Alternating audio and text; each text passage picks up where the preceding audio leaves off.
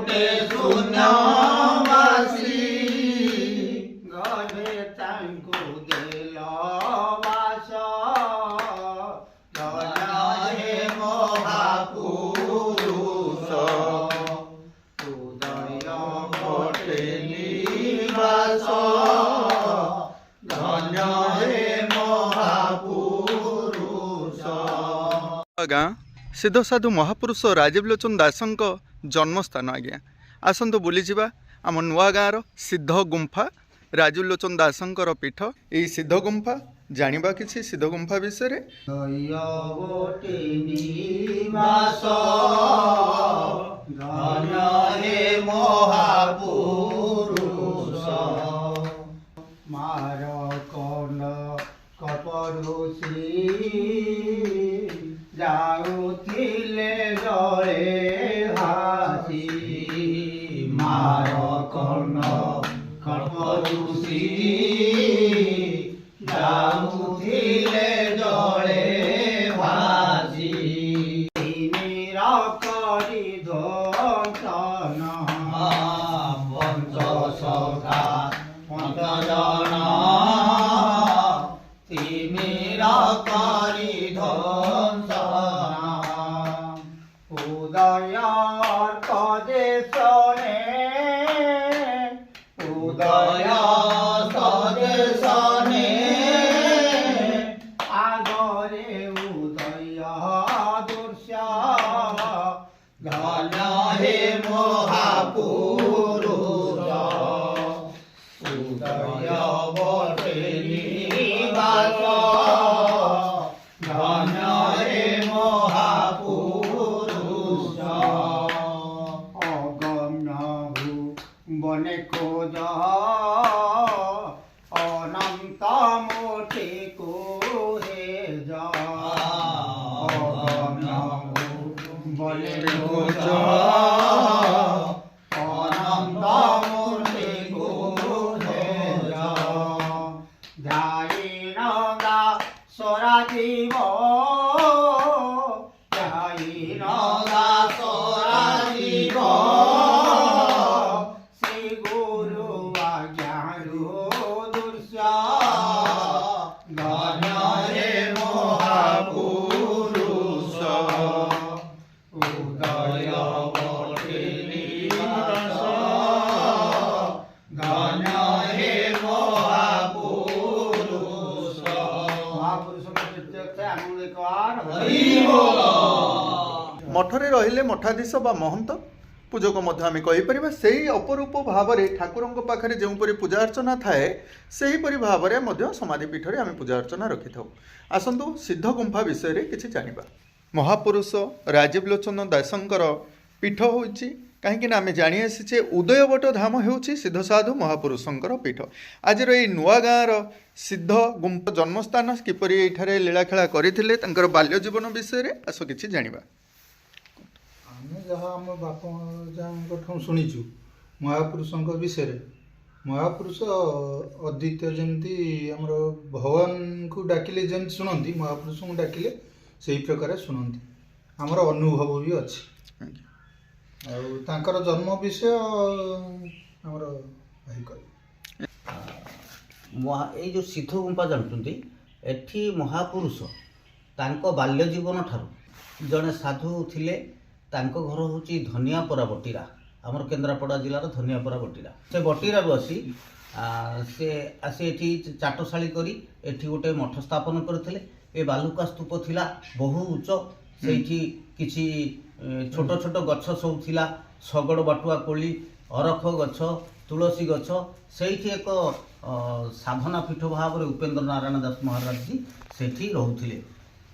बाल्यकाल आसी बाबा पाखे बस उठ करुले बस उठ करू करू कालक्रमे से बहु ज्ञान जो अधिकारी हेले तांको बाप माँ चाहिए जे काले पिलाटी बाबाजी हो से रेपुर बालीपाटना निवासी एक कन्या को शारदा देवी बोली नाम तांको विवाह करदे।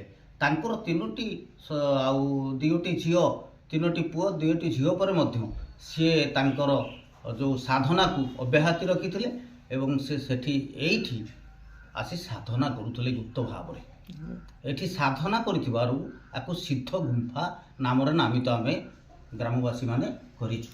तेणु एठी तांकर मूलदुआ थिला। तेणु ता परवर्ती अवस्था से उदयवट धाम को जाइछंती।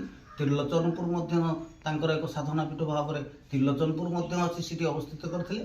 तापर उदयवटर जाई साधना प्राप्त होई सिटी तांकर धाम तैयार कले। सिद्ध गुंफा विषय आउ जानिबार आग्रह नहीं आम आसीचु कहीं ना महापुरुष जे पंचसखा मानक मध्य जगन्नाथ दासंकर अवतार बोली आमने जानी आसीचु एवं तांकर राजीवलोचन दास तांको उदयस्कंद भागवत लिखि जाइछन्ती आज्ञा। तेणु तांको विषय आम जो कथा उदयवटर सब बहुत आलोचना रखी आज से पीठ को आम आसीचे। आज आसीचे तांकर से जन्मस्थान। ये जन्मस्थान रे से किपरि सिद्धिलाभ एठू करथिले। उदयवट धाम हेउचे तांकर समाधि पीठ। से सेठारे तांकर पूर्व समय रे फेरीथिले किंतु प्रथमे से जो सिद्धिलाभ करथिले किछि अलौकिक शक्तिर ता एठारु ही करथिले। ये हेउची से सिद्ध गुंफा। ए गुंफा नाम कहीं अच्छे आज्ञा टे कहे सिद्ध तो जानी आम सिद्धिलाभ करते महापुरुष गुंफा कौन ये तो एक बालीर सज्जा जंगल परी मन हुए। ये गुंफा विषय टे जानवा चाहूँ। गुंफा विषय महापुरुष राजीवलोचन दास सिद्ध गुंफा नाम होइछि किंतु से सिद्ध गुंफार एक उच्च एठी बाली टिकिरा थिला। ए विचार उठी उठिकी से बाली टिकिरा पर बाबा जानती से जो बाबा थिले तांको पारे बसी सेठी तांकर साधना करती। से जो बाली टिकिरा थिला बहुत उच्चा गुंफा टाइप रो थिला। पूरा सुरंग बाट थिला। दीपटे गछ तुलसी गछ आउ जो बण जंगलर शगड़ बटुआ खड़ी सब थिला।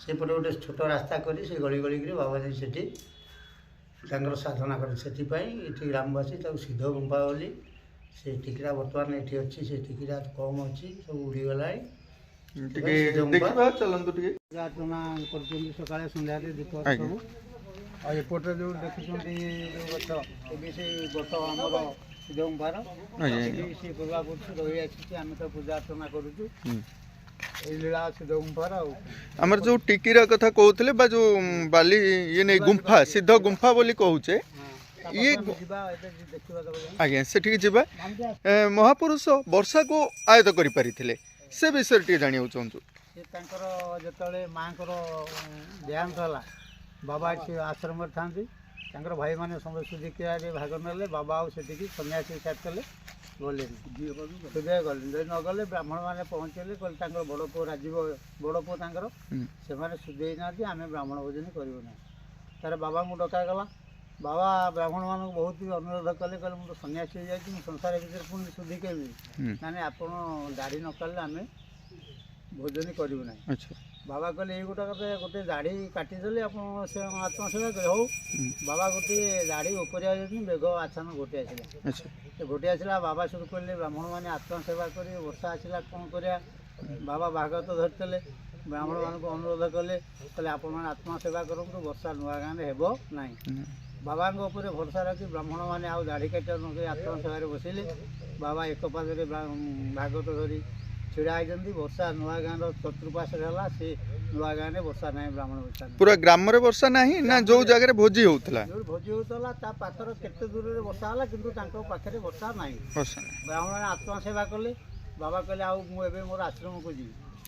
बाबा जेतले ब्राह्मण माने घर को जाई भोजनी नेकरी गले अधबाटा धरचंदी। बाबा पळे आसिले आश्रम को वर्षा सांगे सांगे प्रबल होला। ब्राह्मण माने सेठी जानतले किछि अलौकिक शक्ति महापुरुष पाखरे थिला। महापुरुषों पाखे अलौकिक शक्ति अच्छी से से वर्षा को आयत करें ना कि इतने सुंदर ये महापुरुषों जन्म ये जगह ये पीठ आम जो आसिलु आम देखी आसुछु आज्ञा। ये ग्राम एत बड़ ग्राम हेले ये ग्राम रे शिक्षार हार कौन अच्छी जानते कहींपारे शिक्षार ये एत बड़ ग्राम गोटे आमर ए शिक्षार प्रसार प्रसार कौन केमती एजुकेशन केमती कौन अच्छी जहा हो आज्ञा पिला माने पाठ पढ़ुछंती चाकरी मध्य करूछंती। या सहित किछि गरीब लोक ये गाँव में अच्छा कि आम कहीं नजर है आम ग्राम मध्य आसला बेले से परिवेश को लक्ष्य करुचु आज्ञा।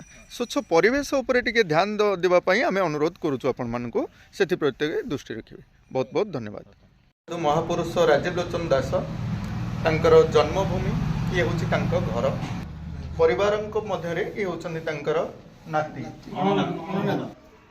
आज्ञा प्रणाम महापुरुष आज आम पाखरे नाहांती महापुरुषंकर जो गृहस्थ जीवन रे से थाईकरी सिद्धिलाभ करथिले ना गृहस्थ जीवन रु बाहरी जाई सन्यास धर्म अवलंबन कला पर से सिद्धि प्राप्त होइथिले से विषय माने गृहस्थ धर्म पालन करथिले पिला संतान संतति हेबा परे से संसार मुक्ति उदासीन होइले तापर से अनेक समय घर अनुपस्थित रही आम नुआ गाँव गोटे जंगलिया स्थान था जहाँ ना मठ स्थान कहुए मठ टिकिरा से आम जो सिद्धगुंफा आश्रम से जाकर ध्यान कर साधुत्व प्राप्त है ये स्थान खाए ये छुआछूत भेदभाव नाला आदम से समस्त सागर मिसिक खाऊले रोले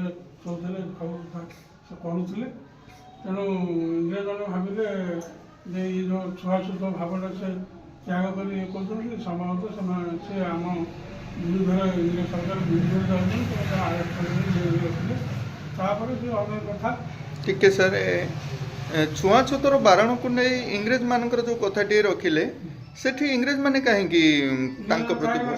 महात्मा गांधी ये जिनटा को अलरेडी अप्लाई कर सारी तेणु से धरने ये प्रायतः सहित जड़ित महापुरुष स्वाधीनता संग्रामी ठीक अच्छे कि महापुरुषंकर बाणी थिला आज्ञा उदय अरण्य श्रीक्षेत्र जाति भेद नहीं सभी एकत्र तेणु से सी मत रखीदे तो ये जाति व्यवस्था जिते बहुल परिमाण में लोक मान मन बसा बांधी आज्ञा से समय रे महापुरुष आमर ताको विरोध करते से कौन इंग्रेज मैंने अरेस्ट करते ना स्वाधीनता संग्राम किसी आलोचना रखुले से जातिभेद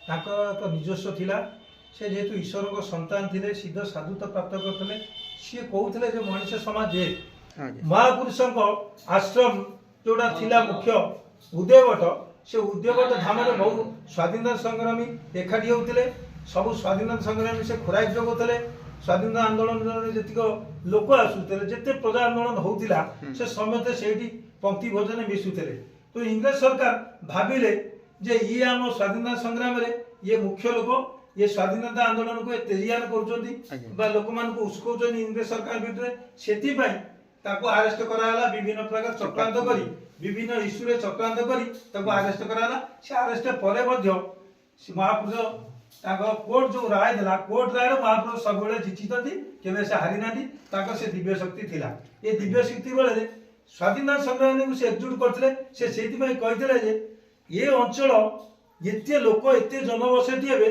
समय क्रमे ये जनबसति अंचल एते लोक रे से गोटे पद जो कहते आसो मोहन समस्त मोड़ीदेव कान ये जो पदटा कहते सी कहते पर अवस्था कहते सी से जानी नथिले महात्मा गांधी आसवे पूर्व से बहुत पूर्व कहते महात्मा गांधी लोक गोटे आसो से इंग्रेज सरकार कान मोड़ भारत को स्वाधीन कर स्वाधीनता पर अवस्था ये अंचल पारादीप दिशो जक जक जो मैंने बहु लोक जो आलुओ जालिबे रोषेई करेंगे से भावी नहीं इटी निश्चित भाभी नहीं नथिले आज्ञा से महापुरुष से जानी थिले ना आगंतुक भविष्य कथा से जानी जाइथिले ना सेति पई लिखि दे गले भविष्यता से जानी थिले सेति पई से कहि गले आज्ञा बहुत बहुत धन्यवाद आज्ञा थिले पांच भाई ये थिले सबठार बड़ आउ चारि भाई मध्ये एठी अछंती पिला कुटुंब सब अच्छी चित्रानंद मोर बापा ना हूँ श्री जगन्नाथ मंत्री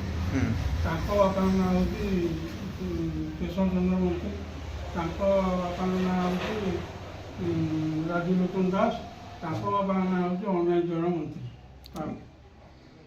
आपण हेले अणनाती महापुरुषंकर जो अलौकिक शक्ति सब थिला ताहा आमे परिवार रे मध्य अनुभव करि पारुछु कारण एतिकी जे माँ केते वर्ष कहले 82 वर्ष रे पदार्पण कला परे मध्य माँ कहि पारुचंदी सुनि पारुचंदी माँ देहपा भल अछि आउ केमती लागुची महापुरुष आपणकर वंशज होइचंदी ग्राम रे जोटी की जांदी आपण लोक माने आपण को कोन प्रशंसा करंती महापुरुष विषय रे किछि कहंती ଦୀପ ତଳ ଅନ୍ଧାର ମା କି ଏହା ତ ପରିଲକ୍ଷିତ ହେଉଛି। ଆଉ ମା ଟିକେ କହୁନାହାନ୍ତି କେମିତି ଲାଗୁଛି ମହାପୁରୁଷଙ୍କ ବଂଶ? ନାଇଁ ମହାପୁରୁଷଙ୍କର ଅଲୌକିକ ଶକ୍ତି ଥିଲା, କିନ୍ତୁ ଆମମାନେ ସେ କାର୍ଯ୍ୟକୁ ଆଗକୁ କିଛି ବଢ଼େଇ ପାରିଲେ କି? ମହାପୁରୁଷଙ୍କର ଯେଉଁ କାର୍ଯ୍ୟକୁ ଆଗକୁ କିଛି ବଢ଼େଇଯାଏ? ଆପଣମାନେ କ'ଣ କରୁଛନ୍ତି କହୁନାହାନ୍ତି? ହଁ ସେଇଆ କୁହନ୍ତୁ। କୌଣସି ଅସୁବିଧାର ସମ୍ମୁଖୀନ ହୋଇ କେବେ ମହାପୁରୁଷଙ୍କୁ ଡାକିଛନ୍ତି? ତାଙ୍କର ସାନ୍ନିଧ୍ୟ ପାଇଛନ୍ତି? ଏଇ କଥା ହିଁ ଆମେ ଜାଣିବାକୁ ଚାହୁଁଥିଲୁ। ଯାହା ହଉ ବନ୍ଧୁ କହିଲେ। ହଉ ମା, ବହୁତ ବହୁତ ଧନ୍ୟବାଦ। ଆପଦରେ ସବୁବେଳେ ପାଖରେ ଅଛନ୍ତି। ଆମ ପାଖରେ ମଧ୍ୟ ଅଛନ୍ତି। ହଉ ଆଜ୍ଞା, ହଉ ମା, ବହୁତ ବହୁତ ଧନ୍ୟବାଦ। ଅନ୍ୟ ଭାଇମାନଙ୍କ ସାଥିରେ ଥିଲେ, ସେ 5 ଭାଇ ଥିଲେ। 5 ଭିତରୁ ଯେତେବେଳେ ଯାଉଥିଲେ ତାଙ୍କର ଚାକର ବାକର ନେଇକିରି ପାନବର୍ଜ୍ୟକୁ କିମ୍ବା ଅନ୍ୟ ଚାଷ ଜମିକୁ, କିନ୍ତୁ ସେ ନିର୍ଦ୍ଦିଷ୍ଟ ଭାବରେ ତାଙ୍କର ସେଠି ମନୋନିବେଶ କରୁନଥିଲେ। ତାଙ୍କର ମନ ସବୁବେଳେ ଅନ୍ୟ ଆଡ଼େ ବିଶ୍ୱସ୍ତ ହେଉଥିଲା। ସେମାନେ ମାନେ ଗୋଟିଏ ଚିନ୍ତାରେ ଧ୍ୟାନମଗ୍ନ ହିଁ ରହୁଥିଲେ ଅଧିକାଂଶ ସମୟରେ। ତେଣୁ ଏହାରି ଫଳରେ ଅନ୍ୟ ଭାଇମାନେ ତାଙ୍କୁ ବି ଅଲଗା କରିଦେଲେ। ଅଲଗା କରିଦେବା ପରେ ସେ ଗୋଟିଏ ପାନବର୍ଗ ଥିଲା ଯେଉଁଟା, ତାକୁ ଏବେ ବି ତାକୁ ଆମର ଅଛି, ତା'ର ପିଣ୍ଡି ଅଛି, ତାକୁ ଆଡ଼ୁଆ ବର୍ଗ ବୋଲି କୁହା ହେଉଥିଲା। ସେଇଠି ସେ ବସିକିରି ପାଣି ନ ପକାଇବା ସମୟରେ ବି ସେମାନେ ସେଠୁ ଛାଡ଼ି ଚାଲି ଯାଉଥିଲେ। ଏହାରି ଫଳରେ ତାଙ୍କୁ ଯେତେବେଳେ ବି ବିବାହ କରିଦେଲେ, ଏଇ ଅବସ୍ଥା ତାଙ୍କର ଦେଖି ତାଙ୍କର ବାପା ମା ଯେତେବେଳେ ତାଙ୍କୁ ବିବାହ କରିଦେଲେ, ତାପରେ ତାଙ୍କର ଯେଉଁ 4ଟି ସନ୍ତାନ ହେବା ପରେ ସେ ଘର ଛାଡ଼ି ଚାଲିଗଲେ। ଘର ଛାଡ଼ି ଯାଇକରି ଆମର ଏଠି ସିଦ୍ଧଗୁମ୍ଫା ଆଶ୍ରମରେ ସେ ଯାଇକରି ସେଠି ଧ୍ୟାନ ଥିଲେ। ସେଠୁ ସେ ଯାଇକରି ଉଦୟଭଟ୍ଟରେ ସମାଧି ନେଇଥିଲେ। ଉଦୟଭଟ୍ଟ ନା ତ୍ରିଲୋଚନପୁର? ଆସ ବୁଲିଯିବା ସେଇ ସିଦ୍ଧ ଗୁମ୍ଫା, ଯେଉଁଠାରେ ଏଇ ସ୍ଥାନରୁ ଚାଲି ଚାଲିକିରି ଯାଆନ୍ତି, ଗୁପ୍ତରେ ଯାଇଥାନ୍ତି। କିପରି ସେ ଗୁମ୍ଫାଟିଏ ଥିଲା, ସେ ଗୁମ୍ଫାର ଆକୃତି ବର୍ତ୍ତମାନ କିପରି ଅଛି ସେ ବିଷୟରେ ଦେଖିବା, କିଛି ଜାଣିବା। ଆଉ ଏଇ ବାଲିଶଯ୍ୟାରୁ ଯାଇକିରି ପ୍ରଭୁ କିପରି ମହାପୁରୁଷ ଆମର ସେଠାରେ ସାଧନା କରିଥିଲେ ସେ ବିଷୟରେ ବି ଜାଣିବା। ଟିକିରା କହିବା ନା କ'ଣ କହିବା? ବାଲିକୁଦ। କିନ୍ତୁ ଏଥିରେ ଯୋଉ ଗୁମ୍ଫା କହୁଥିଲେ ଆମେ ସିଦ୍ଧ ଗୁମ୍ଫା ବୋଲି, ସେ ଗୁମ୍ଫା କ'ଣ ଏଇ ବାଲି ତଳେ କିଛି ଗୁମ୍ଫା ଥିଲା? ନାଇଁ, ଗୁମ୍ଫା ନୁହଁ। ଇଏ ଯେତେବେଳେ ସେତେବେଳେ ଜଙ୍ଗଲ ଥିଲା, ଆଉ କଣ୍ଟା ବଣ ଆଉ ନଟା ଯେମିତି ହେଲା, ଛୁଆ ନଈର ନଟା, ସେ ଯେମିତି ଘର ଭଳି ତା ଭିତରେ ମହାପୁରୁଷ ବସି ସାଧନା କରିପାରୁଥିଲେ, ଯେମିତିକି ବାହାର ଲୋକ କେହି ଦେଖିପାରୁନଥିଲେ। ସେଥିପାଇଁ ଆମେ ଆକୁ ସିଦ୍ଧ ଗୁମ୍ଫା ବୋଲି କହିଥାଉ, ନାଇଁ କି? ବାଲି ସ୍ତୂପ ଥିଲା, ଆଠରୁ ବହୁ ଉଚ୍ଚା ସେତେବେଳେ ଥିଲା। ବାଲି ତାଡ଼ି ନେଇଗଲେ, ଶିଳ୍ପାଞ୍ଚଳରେ ବାଲି ଏସବୁ ନେଇଗଲେ କଣ୍ଟ୍ରାକ୍ଟର ମାନେ, ଯାହାଫଳରେ ବାଲି ଟିକରା ବର୍ତ୍ତମାନ କମ୍ ଅଛି, ବାଲି ସ୍ତୂପ ଅଛି। ବାଲି ସ୍ତୂପ ଉପରେ ଯେଉଁ ବିଭିନ୍ନ ଜଙ୍ଗଲୀ ଗଛ ହେଇଥିଲା, ଭିତରେ ବଟବୃକ୍ଷ ହେଇଥିଲା। ଏ ବଟବୃକ୍ଷ ଏମିତି ଘେରି ରହିଥିଲା ଯାହା ଗୋଟେ ପଥରର ଗୁମ୍ଫା ଠାରୁ ଆହୁରି ସୁନ୍ଦର ଥିଲା। ଚାରିଆଡ଼େ ବାଲି ଥିଲା, ବଟବୃକ୍ଷର ଯେଉଁ ଓହଳ, ସେ ଓହଳ ଏମିତି ଘେରି ରହିଥିଲା, ତା ଗୋଟେ ଗୁମ୍ଫା ଭଳିଆ ଦେଖାଯାଉଥିଲା। ସେଇ ଯେଉଁ ବଟବୃକ୍ଷ କହନ୍ତି, ସେ କଳ୍ପବଟର ଏକ ଅଂଶ ବୋଲି ପ୍ରମାଣ କରାଯାଇଛି। କଳ୍ପବଟର ଗୋଟେ ବୃକ୍ଷ କାଳକ୍ରମେ ଭାଙ୍ଗି ଆସି ସମୁଦ୍ରରେ ଭାସି ଆସି ଏଇ ଜାଗାରେ ପୋତି ହେଇକିରି ଏ ବଟବୃକ୍ଷ ହେଇଛି। ଯେଉଁ ବଟବୃକ୍ଷ ତ ଆପଣ ଦେଖିଲେ ଏବେ, ଏ ବଟବୃକ୍ଷ ଏତେ ବିରାଟକାୟ ହେଇଥିଲା, ତା ଚାରିକର ବାଲି ରହିଥିଲା। ସେ ଗୁମ୍ଫା ସଦୃଶ ବହୁ ଗୁମ୍ଫା ଥିଲା, ଗୋଟିଏ ଗୁମ୍ଫା ନୁହଁ, ଅନେକ ଗୁମ୍ଫା ସୃଷ୍ଟି ହେଇଥିଲା। ଛୋଟ ବଡ଼ ଗୁମ୍ଫା ଭଳିଆ ଦେଖାଯାଉଥିଲା। ଯେଉଁ ଗୁମ୍ଫାରେ ବାବା ରାଜୀବ ଲୋଚନ ନିଜର ସାଧନା ପୀଠ କରିଥିଲେ ଏବଂ ସେ ସାଧନାସ୍ଥଳୀରେ ବସି ଈଶ୍ୱରଙ୍କୁ ଧ୍ୟାନ ଧାରଣା କରୁଥିଲେ। ରାଜୀବ ଲୋଚନ ବାବା ଜଗନ୍ନାଥ ଦାସଙ୍କର ପର ଅବତାର ବୋଲି ସାଧାରଣତଃ ବିଶ୍ୱାସ କରାଯାଏ। ସେ ନିଜେ ବି ଲେଖିଛନ୍ତି, ତାକୁ ଉଦୟସ୍କନ୍ଧରେ ଲେଖିଛନ୍ତି। ତେଣୁ ଆମର ସମସ୍ତଙ୍କ ବିଶ୍ୱାସ ଯେ ଜଗନ୍ନାଥ ଦାସଙ୍କ ପରବସ୍ଥା ରାଜୀବ ଲୋଚନ ସେ ସିଦ୍ଧ ଗୁମ୍ଫାରେ ରହିଲେ। ଲୋକମାନେ କ୍ରମେ ଆକୁ ସିଦ୍ଧ ଗୁମ୍ଫା କହିଲେ, କାହିଁ ଏଇଠି ସେ ସିଦ୍ଧତ୍ୱ ପ୍ରାପ୍ତ କରିଥିଲେ। ଜଣେ ସାଧୁ ହିସାବରେ ଯେଉଁ ସିଦ୍ଧିପ୍ରାପ୍ତ ହେଇଥିଲେ ଏଇ ଜାଗାରେ, ଯେଉଁ ବାଲିର ଯେଉଁ ଗୁମ୍ଫା ହେଇଥିଲା, ସେଥିପାଇଁ କାଳକ୍ରମେ ଲୋକଲୋଚନରେ ଲୋକଶ୍ରୁତିରେ ହେଲା ଏ ସିଦ୍ଧ ଗୁମ୍ଫା ନାମରେ ବର୍ତ୍ତମାନ ପରିଚିତ ହୋଇଆସେ। ହଁ, ହଉ ଆଜ୍ଞା, ବହୁତ ବହୁତ ଧନ୍ୟବାଦ। ସିଦ୍ଧ ସାଧୁ ମହାପୁରୁଷ ରାଜୀବ ଲୋଚନ ଦାସ ଏଇଠାରେ ସାଧନା କରି ତାଙ୍କର ନିଜର साधुता को परिप्रकाश करिथिबारु एहार नाम सिद्ध गुंफा बोली रखा जाइछि जहाँ बंधु माने कहिले किंतु ये जो गुंफा एक भिन्न धरणर चुक्ति आसुछि काहेकि ना जंगल विषय वस्तु किए आपण टे रखंतु गछ गुड़िक केमती कौन रही से भितर आसुथिबारु ताकू आमे गुंफा बोली कहू जंगल विभिन्न गछर चेर छंदा छंदी रहुथिबारु ता देहरे बाली रही बाली आ जंगल चेर जतिय गछ वृक्षर चेर मान रही ता एक गुंफा अनेक गुड़े गुंफा सृष्टि करथिला जो गुंफा भितर गोटे मुख्य गुंफा देहरे बाबा राजलोचन तपस्यारत थिले बा ध्यानग्रस्त थिले और सेठी से सिद्धि प्राप्त करथिले तांकर से तल आपण देखिले तो जो सिद्ध गुंफार अरे तळे तो हां प्रतिमूर्ति ए अछि सिद्ध गुंफा उच्चा पीठरू पूरा सुरंग रहितरा से पर्यंत आगे बाबा जो आसती से गछलता मैंने दुईपट तो सफा होता तुलसी गछ जो ये गछ सब लगा होता बाबा यपटे आसिक सिद्ध गुंफा उपर तपस्या करुथे ये जो बाली सज्जा देखा होछि बाली कुद नहीं कि आज्ञा ये कुदरे प्रभु तपस्या करथिले आमे प्रतिमूर्ति जो तळे रखिचे ये ऊपर कहीं रखिलेनी असुविधा कौन होला प्रतिमूर्ति नथिला आमर उदयभट्ट बाबा दिवाकर बाबा तांकर जे शिष्य थिले से आसी एठी गोटे आम त्रिकोण मंदिर करथिले जो अनेक बात्या है सब भांगीगला ये पाख लोक सब टाड़ी नहीं गले यार पुनरुद्धार केबे हम महापुरुष जानती पुणी आम 1986 मसीह एठी आसी रहिलु किंतु आम आसी शुणिलु जे तांको जन्मस्थान होचे एटा ये नुआ गाँव से जन्म ग्रहण करथिले ये मंत्री साई तांकर अछि सेठी जन्म ग्रहण करथिले आमे आसिला पर से नहीं देह त्याग भी कर सारले केते वर्ष आगु देह त्याग कर सारले किंतु तांको महिमाटा अपार आमे शुनिछु महिमा विषय टी कोंतु किछ मते सी तांकर सेठी पीठस्थली हला एइटी से भी आसी जदी माने कोन तपस्या करथुले तांकर गुंफाटा थिला किंतु गोटे बड़ लाइट आम घर देठी आम 12टा गोटे बेले से तो लाट्रिन बाथरूम किसी नाला बाहर को सब उठती कि आम देखी गोटे बड़ लाइट माने सेउटू बाहरिक जगह को आसती आम से भाविलु महिमा से अच्छा सी एबे भी सुधा माने जीवित अच्छा कहले चले आपण देखिछन्ती लाइट आसबा सेतबेले महापुरुष हमर नाहंती महापुरुषंकर समाधि सरलानी टिस लाइट विषय टी कहबे विषय जनश्रुति जहाँ आम से मध्य से कथा जाचु किंतु आम निजे ताको अनुभव करना आमर पुराणा लोक मैंने कहती जे लाइट एठिकू आमर गोटा गादी ब्रह्म अच्छा बिल मझे बालतुठ रास्तार मध्य भागे से ठीक एठू लाइट जाए बोले आमर जेजेमा जेजेबापा यही सब आमको कहते लोक कथार प्रचारित हो नहीं कि माँ यह आम देखीचु माने कौन एठी जतले आम एठी रहिदिलु जनबसति केही नथिले केवल सेठी मठटा थिला आ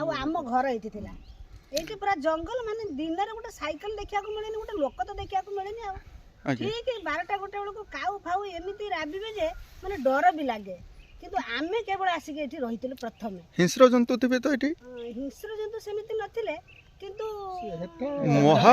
बिलुआ माने एमिति रडिबे जे संध्या बेलको माने रहिया भी बहुत भय निश्चित आमे तो 12टा गोटा बेले जते आमे उठौ आमे तो पान गदी थाई आमे तो 10टा 11टा पिला सुंदी आमे तो 12टा गोटा बेले उठौ गोटे बड्डो लाइट की लाइट ये कोन आमे एमिति 2-3 थर देखिचु गोटे बड्डो लाइट जहा अनाम बाबू कहले जे माने जो गादी पाखक जीवाटा माने से नाड़ पटे से आसती आसिक से मटर आसबे मटर पुणी एपटू आसवा मान कौन भूत ना प्रेत ना कौन किंतु आमे परे सुनले जे ना महापुरुषंकर महिमा हेई पारे बोली आपण परे जानिले प्रत्यक्षदर्शी भाव रे माँ अनुभव करथिले से समय जानि नथिले जे से महापुरुषों विषय में किंतु परे जानिले ये जो लाइट विषय वस्तुटी माँ प्रचार प्रसार करेंगे आज्ञा बहुत बहुत धन्यवाद आज्ञा टुंगी बाबा केमती कौन है बाबा जो आमर सिद्धि प्राप्त कले यही गछ मूले मेला महोत्सव प्रति वर्ष प्रति मसरे भी मेला महोत्सव है बाबा 1800 शिष्य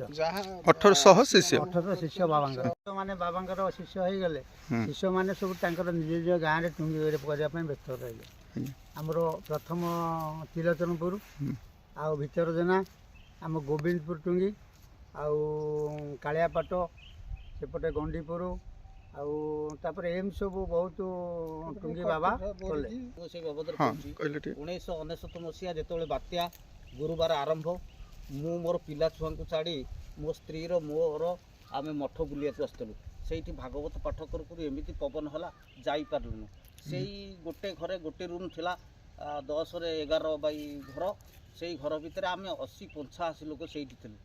ସେଇଠି ସମସ୍ତେ ଡାକିଥିଲୁ। ଯେତେବେଳେ ଏତେ ଜୋର ଘନୀଭୂତ ହେଲା ବାତ୍ୟା, ଆମେ ସେତେବେଳେ ସମସ୍ତେ ମହାପୁରୁଷଙ୍କୁ ଡାକିଥିଲୁ। ସେଇ ଜାଗାରେ ଆମେ ଅଛୁ, କିଛି ହେଇନି। ଆମର ସବୁଆଡ଼େ ପାଣି ଆସିଛି, ଆମ ଗାଁର କିଛି କ୍ଷତି ହେଇନି, ମଠର ମଧ୍ୟ କିଛି କ୍ଷତି ହେଇନି। ସେ ବଟ ବୃକ୍ଷରୁ ଖଣ୍ଡେ ମାତ୍ର ଡାଳ ଭାଙ୍ଗି ଯାଇଥିଲା। ଆଉ ଯେଉଁ ନଡ଼ିଆ ଗଛ ଥିବା କଥା ସେ ନଡ଼ିଆ ଗଛ ଥିଲା। ଆଉ ଆମେ ଅନୁଭବ କରିଛୁ ଆମ ବାବାଙ୍କର ସେ ଅଲୌକିକ ଶକ୍ତି ଦ୍ୱାରା ଆମ ନୂଆ ଗାଁ ବଞ୍ଚି ଯାଇଥିଲା, ସେ ମହାପୁରୁଷଙ୍କ ଆଶୀର୍ବାଦ। ଯାହା ହଉ ଆଜ୍ଞା, ଆପଣଙ୍କର ସେଇ ବିଶ୍ୱାସ, ସେ ଶ୍ରଦ୍ଧା ପାଇଁ ଆମେ ଆପଣଙ୍କୁ ବହୁତ ଧନ୍ୟବାଦ ଦେଉଛୁ। ଯେତେବେଳେ ଗଭର୍ଣ୍ଣମେଣ୍ଟ ଘୋଷଣା କରୁଛି ଯେ ଘନ ଘନକିରି ତଳୁ ଲୋକଙ୍କୁ ନେଇଯାଉ ଉଚ୍ଚ ସ୍ଥାନକୁ, ଆଉ ପାରାଦୀପ ଜଗତସିଂହପୁରକୁ ହବ ବାତ୍ୟା, ସେତେବେଳେ ମୁଁ ନିଜେ ମହାପୁରୁଷଙ୍କ କତିରେ କହିଛି ଯେ ମହାପୁରୁଷ କ'ଣ ସତରେ ଇଏ ହେଇଯିବ, କିଛି ଗୋଟେ ଚମତ୍କାର କର। ସାଙ୍ଗେ ସାଙ୍ଗେ ତାପରେ ନ୍ୟୁଜ୍ ଯେ ବାତ୍ୟା ଅଲଗା ଆଡ଼େ ଚାଲିବ। ଇଏ ଆଜ୍ଞା ବିଶ୍ୱାସ, ଏ ଯେଉଁ ମତ ରଖିଲେ ଆଜ୍ଞା, ଟିକେ ସେ ବିଷୟରେ କ'ଣ କହିବେ ଆପଣ? ସାଧନା ଦ୍ୱାରା ସବୁ ସମ୍ଭବ ହୋଇପାରେ।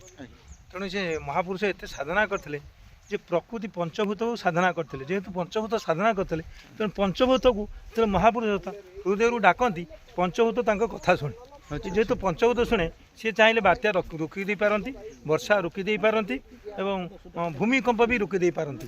ତେଣୁ ବାବାଙ୍କର ଏତେ ଅଲୌକିକ ଶକ୍ତି ଥିଲା। ଯେହେତୁ ପଞ୍ଚଭୂତର ଆମେ ସୃଷ୍ଟି, ଯେ ପଞ୍ଚଭୂତର ପ୍ରକୃତ ସାଧନା କରିପାରିଲା, ସିଏ ନିଶ୍ଚିନ୍ତ ପଞ୍ଚତତ୍ତ୍ୱକୁ ଜାଣିଲା। ଯଦି ପଞ୍ଚତତ୍ତ୍ୱକୁ ଯିଏ ଜାଣିଲା, ପଞ୍ଚତତ୍ତ୍ୱ ତାଙ୍କର କଥା ବା ବୋଲ ମାନେ। ସର୍ପରାଜ ବି ବୋଲ ମାନନ୍ତି, ବିଲୁଆ ବୋଲ ମାନନ୍ତି। ଏପରି ତାଙ୍କର ଯେଉଁ ଉଦାହରଣ ହେଇଛି, ବାଘ ବି ତାଙ୍କ କଥା ଶୁଣିଛି। ତେଣୁ ପଶୁରାଜ ଯେଉଁ ଆଜିକାଲି ପଶୁରାଜ ସିଂହ ନ କହି ବାଘ ତ କହୁଛନ୍ତି, ତେଣୁ ଯେଉଁ ବାଘ ବି ପଶୁରାଜ ହେଇକରି ତାଙ୍କ କଥା ଶୁଣିଛି। ଯେତେବେଳେ ପଶୁ ଜନ୍ତୁ ଠାରୁ ଆରମ୍ଭ କରି ବର୍ଷା ବାତ୍ୟା ତାଙ୍କ କଥା ଶୁଣେ, ଏଥିରୁ ସମସ୍ତଙ୍କୁ ଅନୁଭବ ହେଉଛି ଯେ ସେ ପଞ୍ଚଭୂତର ଗଢ଼ା ହେଇଥିବା ମଣିଷଟି ସେ ପଞ୍ଚତତ୍ତ୍ୱକୁ ଆରାଧନା କରି ସିଦ୍ଧିପ୍ରାପ୍ତ ହୋଇଥିଲେ। ତେଣୁ ସେଇଥିପାଇଁ ସେ ପଞ୍ଚଭୂତ ବୋଧେ ପ୍ରକୃତି ଦେବୀ ତାଙ୍କ କଥା ଶୁଣୁଥିଲେ। ସେଇଥିପାଇଁ ସେ ବାତ୍ୟାର ବେଗ ବି କମେଇ ଦେଇପାରନ୍ତି, ହ୍ରାସ ବି କରିଦେଇପାରନ୍ତି ଏବଂ ସମ୍ପୂର୍ଣ୍ଣ ଉଡ଼େଇ ଦେଇପାରନ୍ତି ବାତ୍ୟାଟାକୁ। କାହିଁକି ନା ରାମ ମଧ୍ୟ ତ ସେତୁ ବନ୍ଧ ବାନ୍ଧିବା ପୂର୍ବରୁ ସମୁଦ୍ର ଶୁଖେଇ ଦେବାକୁ ଚାହୁଁଥିଲେ ନା। ତେଣୁ ଏସବୁ ତ ସେହିପରି ମହିମାରେ ଯୁଗଯୋଗମା ପୁରୁଷ ମଧ୍ୟ ପ୍ରଭୁ। ଆମେ ଏ ସୁନ୍ଦର ପ୍ରାକୃତିକ ଦୃଶ୍ୟ, ପ୍ରକୃତିର କେତେ ବଡ଼ ଶାନ୍ତ ପରିବେଶ, ଏ ଜଙ୍ଗଲ, ଏ ସବୁଜିମା ଭରା ଏ ଜଙ୍ଗଲ ଆଜି ଆମକୁ ତ ଜୀବନ ଦେଇ ଆସୁଛି ନା। କାରଣ ଅଛି ଅକ୍ସିଜେନ୍ ହିଁ ଆମକୁ ଯୋଗାଉଛି। ସେଥିପାଇଁ ତ ଆମେ ଶ୍ୱାସକ୍ରିୟା କରି ଆଜି ଜୀବନଯାପନ କରିପାରୁଛେ ବା ବଞ୍ଚି ରହିପାରିଛେ। ହୃଦୟ ଛୁଇଁଲା ଏ ଜାଗାଟା, ଏଭଳି ପରିବେଶ ବହୁତ ଭଲ ଲାଗିଲା। ପ୍ରକୃତି ପ୍ରେମୀ ଆପଣ ଆଜ୍ଞା, ବହୁତ ବହୁତ ଧନ୍ୟବାଦ ଆଜ୍ଞା। ନାରାୟଣ ଚନ୍ଦ୍ର ସ୍ୱାଇଁ, ଏଠି ସ୍ଥାନୀୟ ଲୋକମାନେ ମାନେ ମହାପୁରୁଷଙ୍କର ବହୁତ ମହାନତା ଶୁଣିଲୁ ତାଙ୍କ ପାଖରୁ। ଆଉ ଏମିତି ସିଦ୍ଧଗୁମ୍ପାର ଏଇ ସ୍ତରରେ ମହାପୁରୁଷଙ୍କୁ ଭଲ ପାଉଛନ୍ତି ଆପଣ ନା, ସେଥିପାଇଁ ଧାଇଁ ଆସିଛନ୍ତି। ବହୁତ ବହୁତ ଧନ୍ୟବାଦ ଆଜ୍ଞା। ଭୂତମୁଣ୍ଡି ଜଗତରେ ହେଉଛି ମୋ ଘର। ବିଶ୍ୱାଳୀରେ ମୋର କ୍ଲିନିକ୍ ଅଛି। ମୁଁ ରୋଗୀ ସେବା କରେ। ରୋଗୀ ସେବା କରୁ କରୁ ଏମିତି ହଠାତ୍ ଗୋଟିଏ ଦିନ କ'ଣ ହେଲା, ମୁଁ ଉଦୟଭଟ ପଳେଇଲି। ଉଦୟଭଟ ତ ପଳେଇଲି, ସେଠି ଏମିତି ମନ ମହିଗଲା, ସେଇଦିନ ମୁଁ ଚାଲିଛି। ଉଦୟଭଟ ଛାଡ଼ିକି ରହିପାରୁନି। ଏମିତିକି ସେଠି ଗୋଟେ ମେମ୍ବର ମୁଁ ହେଇଗଲି ଉଦୟଭଟରେ। ଏଇ ବର୍ଷ ଯାହା ପ୍ରୋଗ୍ରାମ୍ ହେଲା ସବୁ ଯାକ ମୋ ଦାୟିତ୍ୱରେ ହେଇଥିଲା। ଆଉ ଏ ସିଦ୍ଧଗୁମ୍ପା ଗୋଟେ ଜାଗା ଏମିତି, ଏଠିକି ଆସିଲା ବେଳୁ ଏଠି ବି ସମସ୍ତେ ଏତେ ମୋତେ ଭଲ ପାଇଯାଇଛନ୍ତି। ମୁଁ ଯଦି ନ ଆସିଲେ ମୋତେ ବାରମ୍ବାର ଫୋନ୍ କରି ଡାକିବେ, ଡାକ୍ତର ଆସିନ କାହିଁକି, ଏମିତି ସବୁ ହେଇଛି। ଆଉ ସିଦ୍ଧଗୁମ୍ପା କହିଲେ ଏମିତି, ଇଏ ବାବା ହେଉଛନ୍ତି ଆମର ଏମିତି ଜଣେ ଲୋକ। ବାବା ଯେଉଁମାନେ ଯାଆନ୍ତି ପାହାଡ଼ ଉପରେ ଚଢ଼ିକି ତପସ୍ୟା କରିବାକୁ, କିନ୍ତୁ ଇଏ ଏମିତି ବାବା, ସିଏ ଜନ୍ମ ହେବା ପୂର୍ବରୁ ଜଙ୍ଗଲ ସୃଷ୍ଟି କରିଦେଇଥିଲେ। ଜନ୍ମ ପୂର୍ବରୁ ମୁଁ ଏଇଠି ଜନ୍ମ ହେବି, ତେଣୁ ଜଙ୍ଗଲ ସୃଷ୍ଟି କରିଦେଲେ। ସେଇ ଜଙ୍ଗଲ ସୃଷ୍ଟି ଭିତରେ ଯେଉଁ ବିରାଟ ବିରାଟ ବାଲି ପାହାଡ଼, ତାରି ଉପରେ ବସି ସିଦ୍ଧି ପ୍ରାପ୍ତ କରନ୍ତି। ଧାନ ବିଲରେ ବସି ସିଦ୍ଧି ପ୍ରାପ୍ତ କରନ୍ତି। ପାନ ବର୍ଜ୍ୟରେ ବି ବସି ମଧ୍ୟ ସିଦ୍ଧି ପ୍ରାପ୍ତ କରିଛନ୍ତି। ସବୁକିଛି କରି କରି କରି କରି ଲାଷ୍ଟକୁ ସିଦ୍ଧ ସାଧୁ ସେ ହୋଇଗଲେ। ସେ ଜଙ୍ଗଲ ସୃଷ୍ଟି କରିବା କଥା ଯେଉଁ କହିଲେ, ତାହା ସେ ବିଷୟରେ ଆମେ ଟିକେ ଜାଣିବୁ। ଜଙ୍ଗଲ ପ୍ରକୃତିର ଦାନ ଆଜ୍ଞା। ଆପଣଙ୍କୁ ଭଲ ଲାଗେ ମଠ ମନ୍ଦିର ଆଶ୍ରମକୁ ଯିବା ପାଇଁ, ସେଥିପାଇଁ ଆପଣ ସେଇ ଯେବେ ଯାଇନଥିଲେ ମଠକୁ, ଯେବେଠୁ ଗଲେ ସେବେଠୁ ଆଉ ଛାଡ଼ି ନାହାନ୍ତି। ସେଇଦିନ ଆପଣ ସମସ୍ତ ମଠ ମନ୍ଦିର ଆଶ୍ରମ ଯିବା ପାଇଁ ଚେଷ୍ଟା କରୁଛନ୍ତି। ଆଜ୍ଞା। ମୁଁ ସ୍ତମ୍ଭକାର ଅକ୍ଷୟ କୁମାର ରାଉତ, ପ୍ରାକ୍ତନ ସଦସ୍ୟ ଓଡ଼ିଶା ସାହିତ୍ୟ ଏକାଡେମୀ। ଆଗରୁ ବହୁ ହିଂସ୍ର ଥିଲେ, ବାଘ ଥିଲେ, ଭାଲୁ ଥିଲେ, ସିଂହ ଥିଲେ, ସମସ୍ତଙ୍କ ହିଂସ୍ର ଥିଲେ। कालक्रमे जनबसति बढ़िला जनबसति बढ़िला परे बाबा राजीव लोचन आसिले राजीव लोचन आसिला परे जो भौंटी मोर कहूथिले एक विराट आलुओ तांकर सिद्ध गुंफारू तांकर जो साधनार पीठ ताकू जीवा आसिया बहु लोक देखिछन्ती और अन्य भाई मान भी कहले लोक मानठू आम शुणीचु कि जो भौंटी कहले से निज आखिर बहु बार देखिछन्ती सेठी 86 मसीहा पर जो घर कलिकी रहिला परे से बहु बार से आलोक देखिछन्ती सी हूँ अलौकिक आलोक जो महापुरुष मान जाती देवादेवी मान जाती साधारण जहाँ को दया करती सी आलोटी से लोक देखिपारे से ये जो कल्पवट पाखे रहे जो बटवृक्ष तले बाबा साधना करते विराट कल्पवट परी ये दृश्य हुए से बटवृक्ष तले जेहेतु कल्पवटे बाल मुकुंद अधिकारी बाल मुकुंद शयन करता तेणु इठी जड़े साधु रही जगन्नाथ दास परअवस्था होती बाबा राजीव लोचन दास तेणु राजीव लोचन दास जेहेतु रही से जगन्नाथ भक्त से हिसाब बाल मुकुंद ये कल्पमुट मूले रही बाल मुकुंद जेहेतु रही सेठी अनंत नाग रही तो अनंत नाग जितेबाला से कल्पवट मूलर बाली पहाड़ को बाली टिकेरा को बाली स्तूप को आसती से समय विराट आलुओ होकर आसे तेणु अनंत नाग बा सर्पराज ताकू कहुए से सर्पराज को ये भौणीटी दर्शन कर परिवार बहु बार दर्शन कर सर्पराज से कल्पवट पाखर बाली टेकारा जो आस्थान निजे राजीव लोचन से राजीव लोचन आस्थान पर्यटन आसती कारण बर्तमान तो राजीव लोचन ना देहांत हो गले तेणु से देहांत पर ताकर आस्थान जो सिद्धपीठ से सिद्धपीठ को दर्शन करने को सर्पराज अनंत नाग निजे कल्पवट पाखर ये बाली टेकारा पर्यटन आसती तेणु से माँ जहाँ दर्शन कर हूँ महान सर्पराज क्या दर्शन दियंती कि जार सौभाग्य थाए जार सेमती भावभक्ति थाए सी ताकू दर्शन करे ता एक शुभ लक्षण जो परिवार देखे ताप शुभ तेणु आम साधारण शुभ बोली मन आसू यही कथाटा बहुत देवादेवी पाखे ये आलोक देखा जाए बहुत समय बहु लोक भी अनुभव कर बात्या जो 19 मत बात्या है बहुत जगह देवादेवी माने से पानी रे भासी जा गोटे विराट आलुओ भासी जा भी बहुत लोक लक्ष्य कर मुझे निजे बात्या समय देखी कोठी देखी सागर ना मु जो आस्थान रही से जो पानी हो जाता पानी आम खट पर बस रोषे कर खाऊँ राति प्राय 8टा 9टा बेलू गोटे विराट आलुओ से पानी भासी गले मु आश्चर्य हली मालिकार कथा मन पकड़ ये तो प्रलय नुह ये तो महाप्रलय नुह देवादेवी मैंने कहीं आस्थान छाड़े से सांगे सांगे हरिबोल हुड़हुड़ी शब्द आकाश शुभिला हठात आकाश को जो बाहर को जाए अनैली देखल आकाश खाली हारमय जो तारा तारा फूल ये खाली हारमय होती आश्चर्य कथा हरिबोल हुड़हुड़ी संगे तारा फूल एत कौन फूलमाल भाई से मत अनुभव है जे माँ शारला निजे आसुचनी बड़ नंदिनी निजे आसुनी समुद्र को माने बंद करिया तू मो एरिया को नष्ट करनी मो पथ को अवरोध करनी मो लोक क्षय क्षति करनी जहाँ बर्तमान आम नुआ गाँ माटी छिड़ा लोक मान शुणुचे बाबांकर आशीर्वाद हो कि माँ शारला आशीर्वाद हो ये भूमि किसी नष्ट होनी अक्षुण्ण रही ये हूँ भक्ति ये हूँ विश्वास आमर बा भक्त मानकर श्रद्धा विश्वास रे आपण ये कथा कहले माँ को श्रद्धा रखिंट आपणकर से भक्ति थी आपण से लाइट देखिपारे आम ये बात्या कथा टिके जाना आज्ञा आम पढ़ी आसुचे लघुचाप गुरुचाप तो लघुचाप गुरुचापर बलय मध्य आम अवस्थान करुचे ना आज्ञा से 19 मसीहार बात्याटी घटित होता कि माँ जदि आसिले आम मान को विश्वास जन्मेवाई माने माँ को आम तो समय जानीचे माँ आउ कौन जनवा को आसी माँ शारला देवी बाणीपीठ जी क्षति होती खूब कम क्षति होती आश्रित आश्रित होकर मु 12 वर्ष ठारू आज पर्यंत ये मामू समस्त साथी धरी आम 40 जन गोटे टीम सिद्ध गुंफार ये गुरु भाई मैंने महापुरुषों सेवार लगिचु देवट कम लगिचु जी समय मिलूँ महापुरुष घर कर्म कर महापुरुष कार्यक्रम कर बहुत बहुत धन्यवाद सर मो ना आज्ञा जगन्नाथ दास मो घर ही नुआ गाँ महापुरुषों ग्राम जन्म मोर मु 1993 मसीहा ठारू ये सिद्धगुंफा आश्रम अंगाअंगी भाव में जड़ित अनेक महापुरुषंकर प्रचार प्रसार पर अनेक प्रयास करुच्ची आउ से प्रयास जारी रही महापुरुषंकर प्रचारक भाव में आपण आज पर्यंत निजक नियोजित कर बहुत खुशी होती नहीं कि ममता करण राजीव लोचन दास को ଜନ୍ମ ଗ୍ରହଣ ଯେଉଁ କରିଥିବା ଗାଁର ଜଣେ ବାସିନ୍ଦା। ଆପଣ ଭକ୍ତ ସାନ୍ନିଧ୍ୟ ଲାଭ କରିଛନ୍ତି ଏ ଗ୍ରାମରେ ଆପଣ ନାଇଁ କି ମା? ବହୁତ ବହୁତ ଧନ୍ୟବାଦ। ପ୍ରତିଷ୍ଠିତ ମାର୍ଗକୁ ନେବା ପାଇଁ ସମାଜକୁ କିଛି ଦିଗ୍ଦର୍ଶନ ଦେବା ପାଇଁ, କାହିଁକି ନା ପ୍ରକୃତ ରହସ୍ୟ କିଛି ବର୍ତ୍ତମାନ ଲୋକମାନେ ଜାଣିନାହାନ୍ତି ଆଜ୍ଞା। ସେଥିପାଇଁ ଲୋକ କଥା ବହୁଳ ପରିମାଣରେ ପ୍ରଚାର ପ୍ରସାର ହେତୁ ତାହାକୁ ଅବରୋଧ କରିବା ପାଇଁ ଆମର ଏକ ଛୋଟ ପ୍ରୟାସ ବୋଲି ମନେ କରି ଆମେ ବନ୍ଧୁମାନେ ଏକତ୍ରିତ ହୋଇ କିଛି ଭିଜୁଆଲ ମାନ ସେୟାର କରୁଛୁ, ଆଗକୁ ମଧ୍ୟ କରିବୁ। ତ ଗୁମ୍ଫା, ଏହିପରି ଗୁମ୍ଫା ଆମେ ଯେଉଁ ଆସିଲେ ଗଛର ମଧ୍ୟରେ ମହାପୁରୁଷ ଆସୁଥିଲେ, ଘଞ୍ଚ ଜଙ୍ଗଲ ଥିଲା, ତେଣୁ ସେଇ ବିଷୟ ରଖିଲେ। ଭକ୍ତ ତ ଜାଣେ ତାର ଭକ୍ତି ବଳରେ ସେ ମହାପୁରୁଷଙ୍କୁ କିପରି ନିଜର କରିପାରିଥିଲେ ସେ କଥା ସିଏ ହିଁ ଜାଣନ୍ତି ନା। ତ ଆମେ ବା କ'ଣ ଜାଣିବା? ତ ଯଦି ଆମ ଦ୍ୱାରା ଏ ଯେଉଁ ପ୍ରଚାର ପ୍ରସାର ରହୁଛି ଏ ବିଷୟରେ ଯଦି ଆପଣମାନେ କିଛି ମତାମତ ଦେବାକୁ ଚାହାନ୍ତି କମେଣ୍ଟ ଜରିଆରେ ଦିଅନ୍ତୁ।